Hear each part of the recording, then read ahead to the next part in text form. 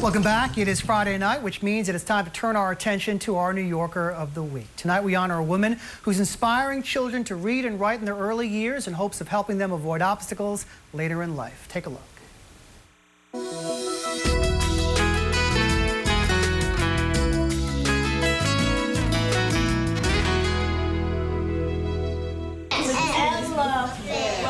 For many children, learning to read is not as easy as ABC. It was a skill that came quite easily to Maureen Rover. Reading is part of my life's blood. I have always been a reader from the time I was a young child. We played letter and word games in the car, and I can't imagine a life without books, without the ability to read. After a successful career in educational publishing, Maureen decided she needed to share her life with books with others. I had taken an interest in how children learn to read and what stood in the way of literacy success for so many children. So in 2001, she started the Reading Team, a nonprofit in Harlem that introduces literacy skills to preschool children by working with daycare centers and Head Start programs. Many of our families are working 2 and in some cases 3 jobs, so there's not a lot of family time. For them to have a program that's tailored to each child so that it changes and it grows as they learn more, we can't do that. The team of trained literacy educators teach the children everything from which way to hold a book, to alphabet songs, to computer puzzles. Judging from the atmosphere, it seems to be working. The difference you can see in a few months, the confidence levels that you see in the children, the excitement, when they're starting, the light goes off and they're starting to make the connections, the literacy connections. I'm learning about letters and alphabets and reading books a lot. Because I want to be very smart for my mommy. My favorite book is the monkey. The monkey swing and swing to side, and then he gets some bananas. And so, for giving these young New Yorkers the gift of reading, Maureen Rover is our New Yorker of the Week. And joining me now in the studio is our New Yorker of the Week, Maureen Rover. Thanks for coming in. It looks like the adults are having a lot of fun, just like the kids are in that room. Thank you. We do have a lot of fun with the kids. I would say that the kids keep us all young and happy. They have a good time, and we have a good time with them. Looks like it. So why is this so rewarding for you as one of the leaders of this program? For my entire life, I have been a reader, and reading has been an important part of my life. I can't imagine for a child growing up in New York City in the 21st century that they would not want to be able to read. The children we serve are very eager to learn to read.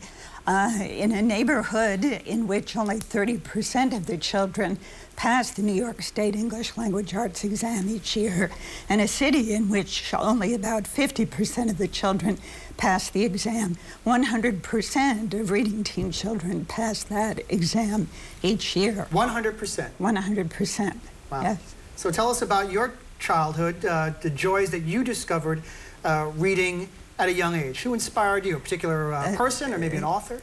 My parents read to us all the time. Certainly in school, our teachers themselves were readers, and they read to us a great deal. I would say my mother and my father were my biggest inspiration to be a reader.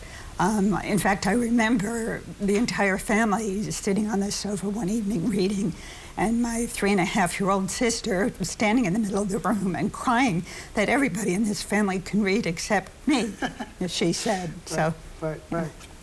So then what sparked the idea for you to give back? You went on to have a career, and then later on said, hey, you know what, it's time to give back. What sparked that idea?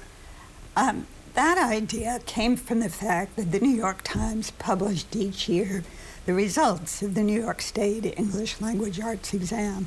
And I was astounded, indeed appalled, that so many children in our most economically disadvantaged communities failed that test year after year after year. And I had a job in educational publishing, and when I left that job, I I had an idea briefly that I would spend more time with family and friends, catch up on my own reading, and generally take better care of myself. But after a few months of that, I wanted more and wanted to do something else. And so the idea of the reading team appealed to me. So you've got the idea now. How did you Yes. get your organization off the ground? It was getting the organization started wasn't difficult. I have the good fortune to be married to a lawyer who incorporated the reading team and got us our tax exemption. That helps the process, right? We opened our doors to children shortly after 9/11, 2001, which was not a great time to be starting a nonprofit. Fundraising was very difficult for us in our first few years, but we weathered that storm, and we're now in our 12th year.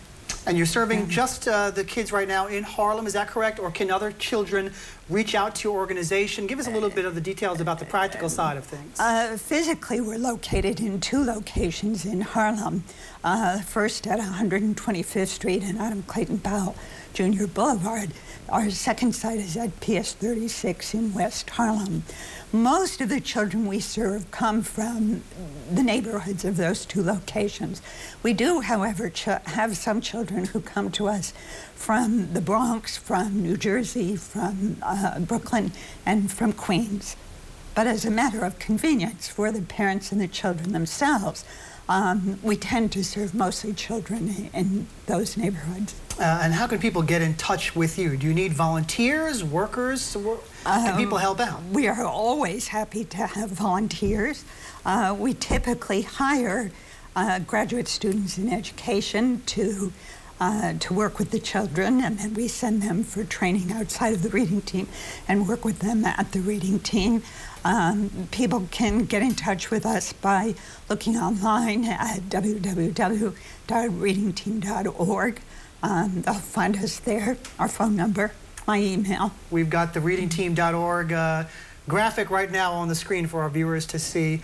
Maureen Rover, I want to say thanks to you for doing what you've been doing for all these years and for sharing your story with our viewers tonight. Thanks for being our New Yorker of the Week. Thank you so much. And once again, for more information, it's an easy one to remember, readingteam.org. You can reach Maureen through the website.